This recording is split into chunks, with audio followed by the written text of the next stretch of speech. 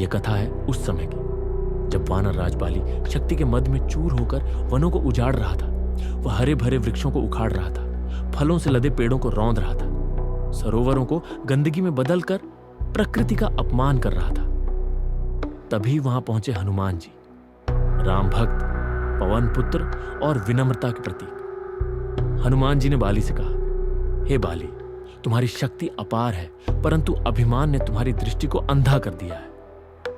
तुम नष्ट कर रहे हो जो तुम्हें जीवन देता है। सच्चा बल तो समर्पण में है।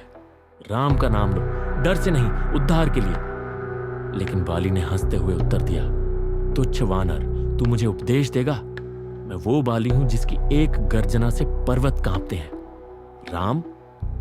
कौन है ये राम? जा और अपने राम की पूजा कर। बाली का यह घमंड अब युद्ध की ओर बढ़ रहा था। अगले दिन युद्ध की घोषणा हुई, हनुमान बनाम बाली। पर जैसे ही हनुमान युद्ध के लिए निकले, ब्रह्मा जी प्रकट हुए। उन्होंने कहा, हे पवन पुत्र, मेरे पुत्र बाली को क्षमा कर दो।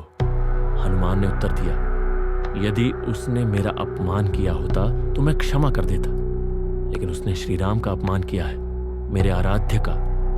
यह मैं नहीं सह सकता। यदि मैं पीछे हटा तो संसार कहेगा कि हनुमान डर गया। तब ब्रह्मा जी बोले, तो फिर अपनी पूरी शक्ति का उपयोग मत करो, केवल अपनी 1/10 शक्ति लेकर युद्ध करना। शेष शक्ति योग के माध्यम से श्री राम के चरणों में समर्पित कर दो।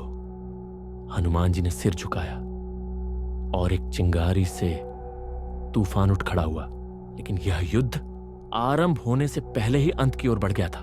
जैसे ही हनुमान जी ने अखाड़े में कदम रखा, उनके आदेशानुसार उनके बल का आधा भाग बाली में समा गया और तभी बाली के शरीर में तूफान आ गया।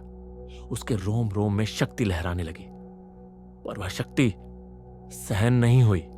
उसका शरीर फटने लगा, रक्त बहने लगा। बाली घबरा गया। तभी ब्रह्मा जी पुनः प्रकट हुए।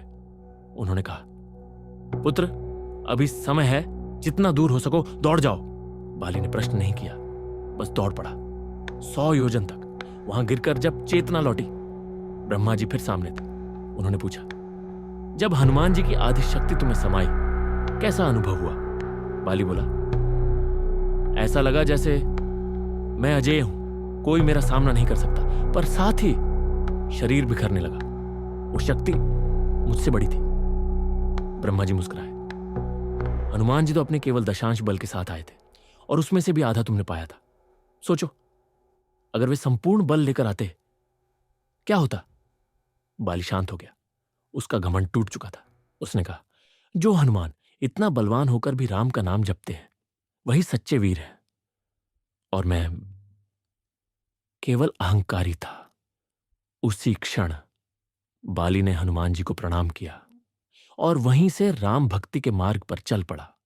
ऐसी ही और दिलचस्प कहानियां सुनने के लिए सब्सक्राइब जरूर करिए और अपने मित्रों के साथ भी शेयर करें। जय श्री राम।